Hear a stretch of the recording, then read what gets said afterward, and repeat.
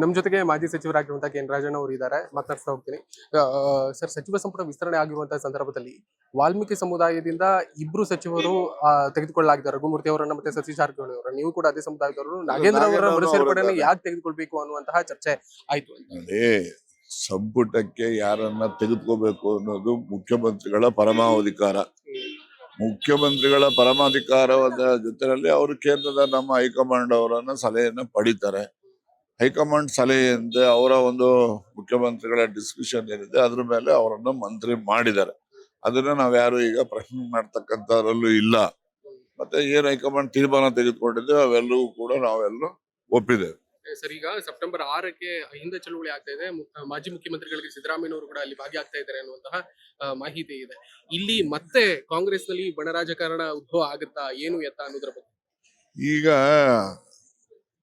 ವಿಧಾನಸಭೆ ವಿಧಾನ ಪರಿಷತ್ ಅಧಿವೇಶನ ನಡೀತಕ್ಕಂತ ಹಿನ್ನೆಲೆಯಲ್ಲಿ ಈಗೆಲ್ಲ ಯಾವುದೇ ಚರ್ಚೆ ಇಲ್ಲ. ಅದು ಇದಾಗಿತ್ತು ಕೆ ಎನ್ ರಾಜಣ್ಣ ಅವರ ಮಾತುಗಳು. ಕ್ಯಾಮರಾ ಪರ್ಸನ್ ನಂದೀಶ್ ಜೊತೆ ಶ್ರೀರಾಜ್ ಬುಕ್ವಾಡಿ, ಬೆಂಗಳೂರು.